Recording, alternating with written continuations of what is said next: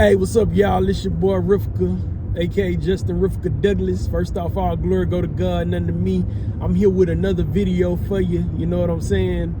This the Fountain City Classic edition. You know, we headed as a family to the Fountain City Classic, and to make it a little interesting, even though I'm giving these tips and things like that on how to build flexible income so you can pursue your dreams, you know, I'm gonna still add, you know, some lifestyle and all that good stuff into what I'm doing.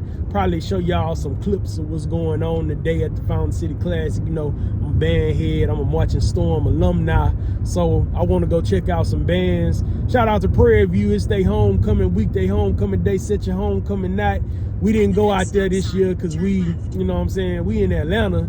You know, we'll be in Houston for the holidays anyway, so we didn't want to take two back-to-back trips. But we will still be supporting the HBCU and band culture by going out here to the Fort Valley State and the Albany State game. Want to check out that halftime and check out that fifth quarter. Make sure y'all little clips of that.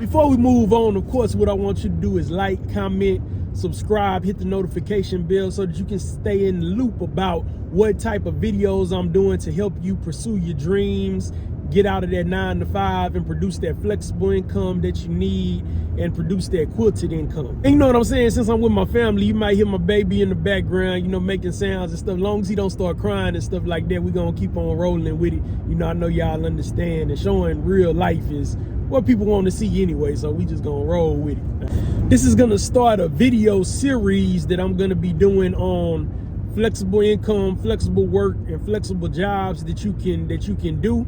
You know what I'm saying? So the video don't be too long. I'm gonna start off talking about eBay, because that's kind of the foundation of being a reseller and stuff like that. That's kind of the foundation that you want to make sure that you have when you're doing this, because what it does is it creates a passive stream of income for you. I mean, you're still doing work on a regular basis, daily basis, on your own accord, but the work that you do months before, weeks before, days before, even years before can end up paying you in the future. This will kind of be a continuation. I'm gonna go into detail about each thing that I talked about in the last video that I did. You know, in the last video I gave you 7 ways that you can create flexible income to leave your 9 to 5 and pursue your dreams. Go back and check out that video if you like.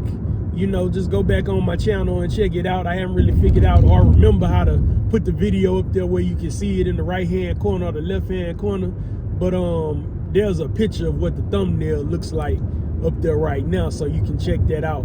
But if you forgot what those things are, I had number 1 was eBay, or being eBay reselling, because they have several platforms where you can do that at. The other one was background acting. You don't have to be an actor to do that. Cryptocurrency and stocks trading, learning how to trade, because when you trade later on, you can benefit from being able to use those gains in your day-to-day life as income. Starting your own business is something that you're interested in, which I'm in the process of doing right now. That's kind of the final piece to the puzzle. DoorDash or Uber Eats or food delivery type gig jobs, if you want to do Uber or Lyft, you know, you do that on your own time as well. There's also event security that you can do as well, which is a lot of fun because you get to go to games and concerts for free. Even though you're working, it's still a very enjoyable way to do it, and you work when you want. And also direct marketing, which is hanging door hangers and flyers for various companies. That's flexible as well, because they have several companies that you can sign up for to be able to do that. When you talk about selling on eBay, the first thing that comes to mind that people would like to know is what to sell. And that all depends on the person, you know, but what you definitely want to do is you want to start out with selling things you know about, which are things around your house. Like I said before, when I started selling, I knew that I wanted to sell my action figures from when I was a kid, because my mom always told me they was going to be worth something someday. As it turns out, well, some of them are worth something depending on the action figure, But as it turns out, if they're not sealed, they're not worth as much as if they're sealed, you know. But if they're sealed, they're worth a lot. So if you're buying your kids action figures and all that kind of stuff, buy them two. One that's sealed, and so it can appreciate in value, and one that's not, that they can play with. I mean, that's what I think we're gonna do with our son and our future kids and stuff. Me also, I collected on sports cards coming up, mainly basketball cards. I gave away all my football cards when I was a kid. Also, I still had baseball cards as well. So I was interested in selling those. I had a lot of comic books as well. So that was inventory that I had collected through the years that I didn't know I had. But if you don't have things like that, you know, you start off with things around your house that you would like get rid of at a garage sale, and stuff like that. That's the type of stuff you want to do. Stuff you might normally give away to not a flea market. Stuff you would normally give away to thrift stores, Goodwill, and all that kind of stuff, Salvation Army. You can sell that stuff, you know what I'm saying, and generate income. And what you do from that income that you generated is you take that money you make at first, and you take that, once you sold everything that you have, or listed everything that you have to sell, then you want to take that income that you make and buy more things to sell in the future once you run out, more inventory. So you're not spending your own personal money, that you out of your bank account or your family expenses and things like that. Once you run out of those things around your house, a lot of people, I haven't seen videos where they tell you this, but this is a big tip. Do research first before you go out and start buying a bunch of junk that's gonna sit online and not gonna sell. That's what's gonna end up happening. That's what I did. That's what a lot of people do. You don't really have a lot of knowledge, so you watching all these different YouTube videos about what's sold and all that kind of stuff. Then you end up buying a bunch of junk, just throwing a bunch of mud against the wall and seeing what sticks. Well, basically, from selling the stuff around your house and the stuff you already have, you should already maybe have an idea of the type of things that you want to sell. So from that, you want to get your niche, or figure out what your niche is. Now that you know your niche, now you want to go and you want to research in the eBay solds. The eBay solds is like a right-hand navigation where you can see what's sold, not what people have up and how much it's sold, how much they selling it for. There's something called the eBay solds. And I'm gonna show you, I can kind of show you in screenshots how to navigate to that area in the eBay app. I list a lot from the app. A lot of people list from the computer as well. I list stuff from the app because I'm traveling a lot, traveling a lot, working, doing various things. So it just makes it easy for me to be able to list the things that I have, because you take in your pictures on the app for the eBay listings. You looking up stuff in the eBay app and all that good stuff, and you're able to list in the app. So we'll put a few screenshots up in the next few screenshots to show you how to navigate to the eBay sold section when you search various things. So I ended up deciding to do NASCAR jackets. So I'm in the eBay app. I'm typing in NASCAR in the search. NASCAR jackets. And then it pulls up a lot of the NASCAR jackets that are available. There's like 12,000 available on eBay. Then I go to that filter area where you see filter in the top right hand corner. Go down and click sold and completed items. That's how you check the sold. See, there's 4,200 that have sold in the last 90 days, and that's the prices that various ones sold for. As you saw in the last videos of how to check the solds, that's cool and that's fine and good, but one of the most important things that you want to make sure that you do is you want to make sure that you check the sell through rate. This is very important. A lot of people, you don't really see them talking about this. The people I follow talk about it, but they don't really share it on YouTube or whatever, because they say it's the secret sauce. But I'm gonna give you the secret sauce because I want y'all to tune into my videos. So what you have to do is look at the amount of items available on eBay. It'll show that at the very bottom. Then after you look at the amount of items that are available on eBay, when you look at the solds, you look at the amount that have sold in the past 90 days.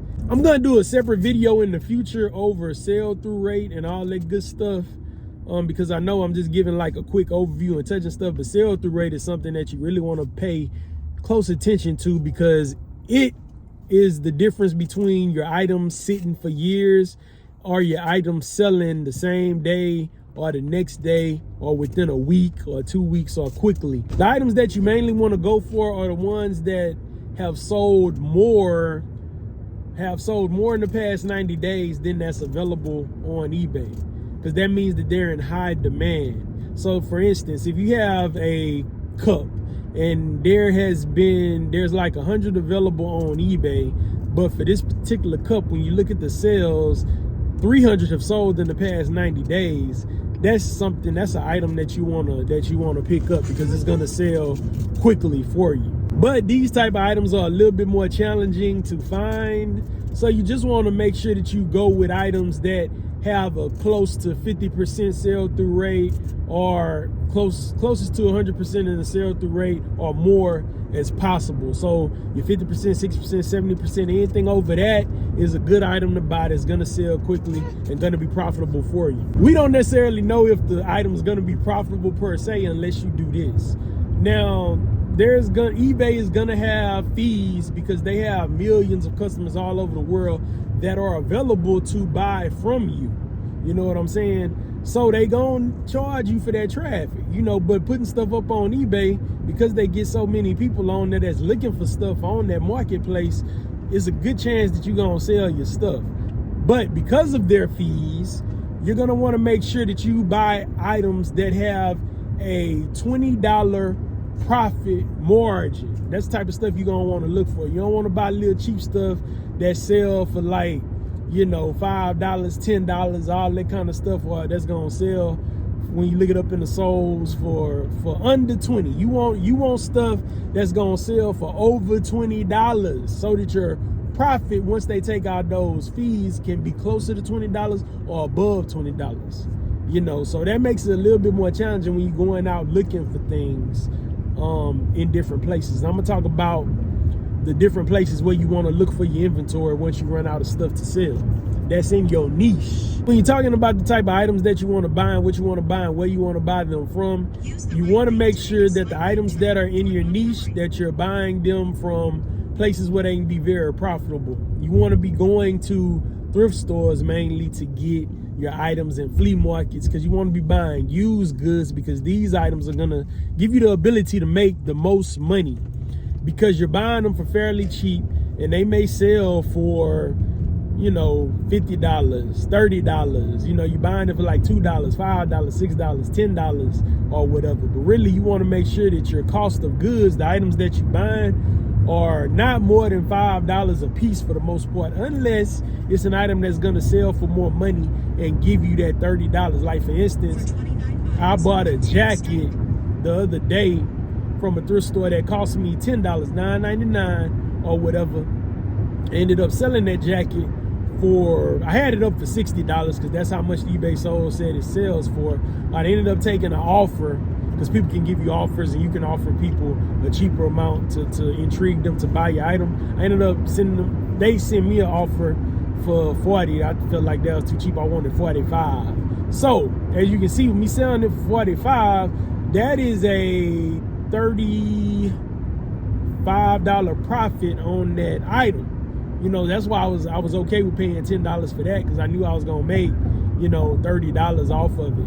You want to look at eBay like you look at the stock market, or like you look at cryptocurrency and stuff like that. It's definitely a way for you to multiply your money. You know what I'm saying? And multiply it quickly, because with the stock market and with crypto, sometimes you gotta wait you gotta buy in the bear market and then wait for the bull market for your investment to go up higher. But with these items that you're buying on eBay, these used items that you're buying from thrift stores and flea markets and other places that I'm gonna get into a little bit later, you're able to see that return on your investment, those gains way quicker. That 10x.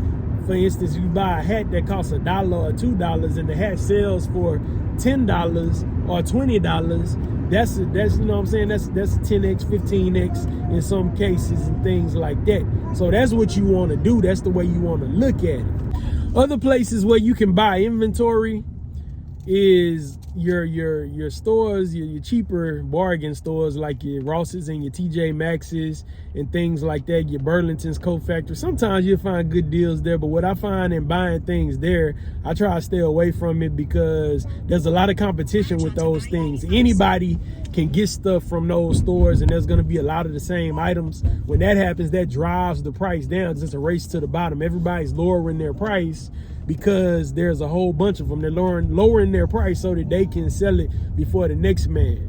So that's why it's better to stay within those thrifted goods that are more so one of a kind and people can't really find them and stuff like that. But you can buy stuff from those stores, especially around Christmas and the holidays and stuff like that, because they will sell. Because people do sometimes want new things, new with tags or whatever that's, you know, cheaper than what they would find in the store, and they want the convenience of not having to get in the car and go to get it. But like I said, I would stay with the thrifted goods for the most part, because that's gonna make you the most money and multiply your money the most. Also, stay away from those bin stores, those like stores that sell the Amazon returns and all that stuff. That's not gonna be good because the stuff gonna be cheap anyway, and a whole bunch of people gonna have it. A lot of people might think, oh, I can buy this stuff at these bargain alleys and these all the different bin type stores and stuff like that.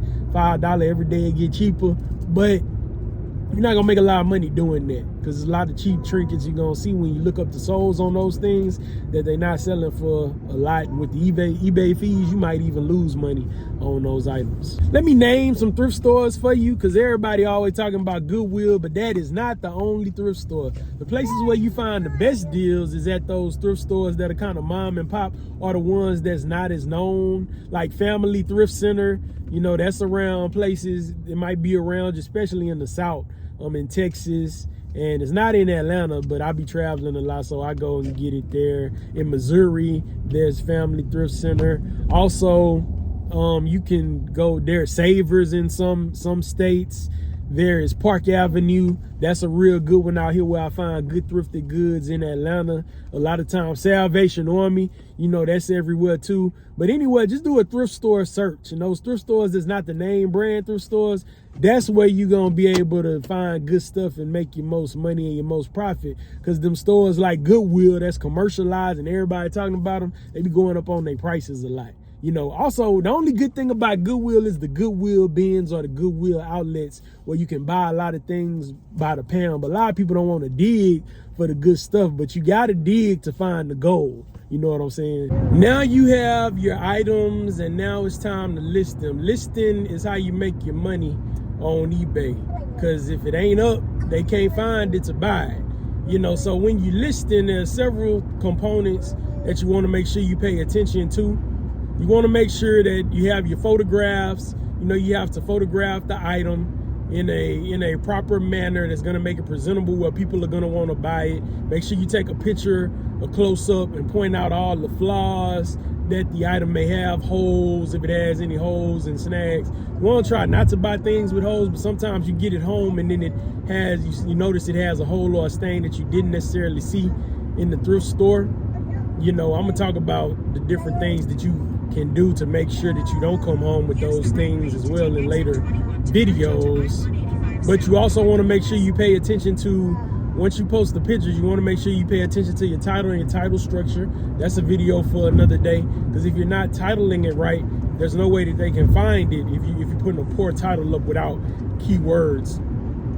Also, something that a lot of people don't really take into consideration is the item specifics. eBay has a drop down when you're listing something with various item specifics, like the size, the color, the style, the material, and things like that. You want to make sure you fill out as many of those that you know as possible, because that makes it easier for the algorithm to recommend your items to people that are looking for them in the search. If you have more item specifics than the next man or the next woman, then your item will probably get chosen before somebody else. You also have your pricing.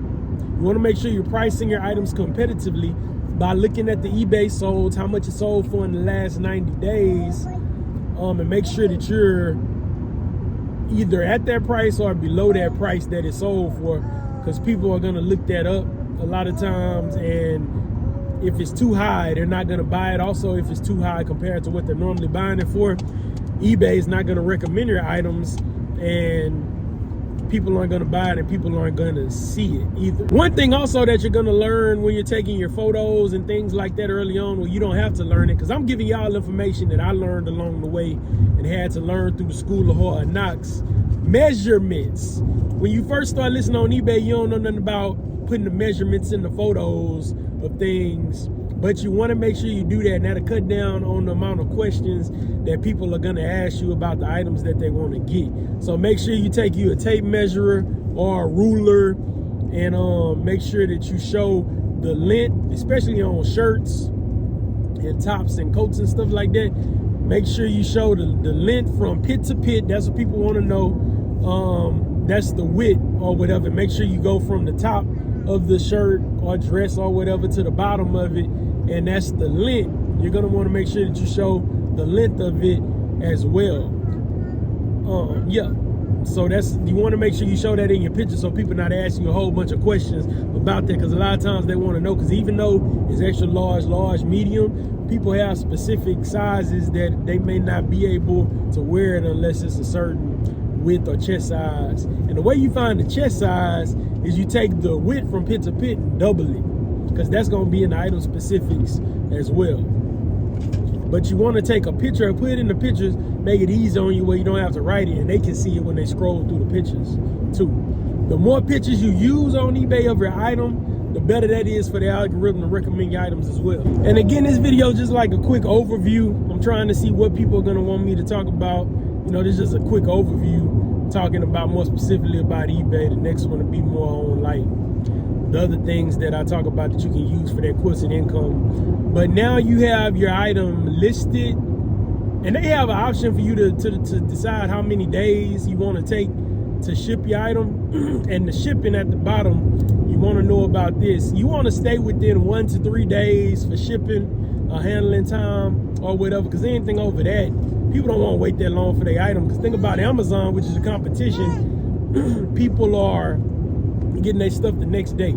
So I would say to start off, do 3-day shipping time. When you get a little bit more advanced and used to everything, put it on 1 day shipping time as well. And to start off, you can do the calculated shipping, because I know shipping was like the biggest thing that I was kind of a daunting thing that I didn't really know nothing about when I wanted to do eBay, because I wasn't a professional about it. Now, if you do it for a little while, you'll figure it out. You'll figure out how things go, what to price things for with shipping and all that good stuff. But the best way is to do flat rate shipping. That way it shows exactly what people are paying, and they can see it in their title. If you do calculated shipping, the calculated shipping on eBay makes it easy for beginners, but depending on where they are in the country, that could make their shipping costs super high, you know, a lot of times, and then that detracts them from wanting to buy the item from you. Shipping supplies. You gotta have you some shipping supplies on hand for when you sell items. The post office.com or whatever the website name is, I don't know it off the top of my head. I think it's postoffice.com or postoffice.gov or something like that. They have free post office supplies that you can get through them, but you have to ship the items priority mail in order to be able to use them. But they got the flat rate envelopes, the padded flat rate envelopes, which is what you're going to ship most of your things in, that 12 by 10 size for a lot of your shirts, your t-shirts, dresses, things like that. They also have all the different types of priority boxes, medium flat rate, which you're going to use sometimes when you sell a coat or something like that. You know, your large flat rate box. You know, I'm talking about clothes, but whatever you're selling, your little square boxes or whatever, that's probably like 7 by 7 by 6 for smaller items. The little itty bitty small flat rate boxes and things like that. They have all that available for free that you can order for free and they'll send to you. But also, you might want to get the ones from eBay or from Amazon, because they'll get to you quicker. You want to have you a whole bunch of 13 by 10 poly mailers or 12 by 10 poly mailers. Order those. You know, they come by the hundreds, they come by the thousands sometimes. Pretty inexpensive. You find a good deal for them on Amazon. If you're selling hats, you want to try shipping hats in a box so they don't get bent up. You know, an 8 by 6 by 4 box, 7 by 7 by 7, 8 by 8 by 8. You can buy those on Amazon as well. And if you're in a crunch and you need to get something real quick, you done ran out of supplies, which you don't want to do. You want to order ahead so you have all this stuff. You can go to Walmart and get shipping supplies, but they're going to be higher there. You definitely don't want to go to Office Max, Office Depot, because they super high there. You can also go to Dollar Tree. They're pretty affordable, and they have the poly mailers and all of those things as well. You want to have you some tape as well too, and some labels. It's good to have the sticky labels that you can just peel off. You can kind of, the big, you know, they come like a pack of paper, but they're sticky, and you can get two. You take off, you print one, you take it off, stick it on the package when you print your label, and then you can put it back into the printer. Just a regular desktop type printer, HP Jet, you know, stuff like that. And you can use the other side as well for the label too.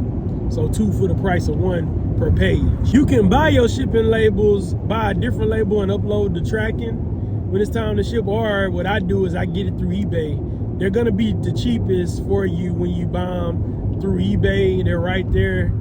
They got the post office, they got UPS, they got FedEx. I rarely use UPS unless it's a mistake, but if you like using them, you can use them. But I use the post office most of the time. Sometimes I gotta use FedEx if it's something that's big that I've sold or something like that. If it's a big item from that stuff I used to buy to sell that's not necessarily in my particular niche. Then the last component of eBay I'm gonna talk about today is your feedback.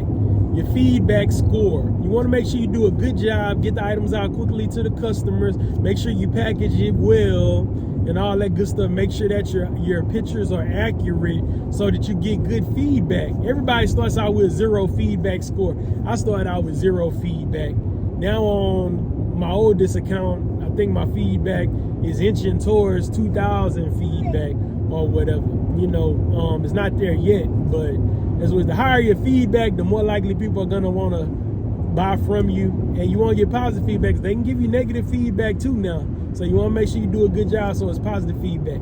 You can also give them feedback, and a little trick you can do, and I'm gonna say that for you. It's a trick you can do to get your feedback up quicker, so people want to buy from you. And I'm gonna tell y'all that in a later video if y'all want me to talk about eBay more, because all the different things I talk about in this video, you can use it. And make sure you give them feedback too. But eBay don't allow you to give negative feedback. You can only give them positive feedback, or if you sold something to them, you know. But a lot of times if you give them feedback, that reminds them to give you feedback. But us as the seller, it's very important for us to have that feedback.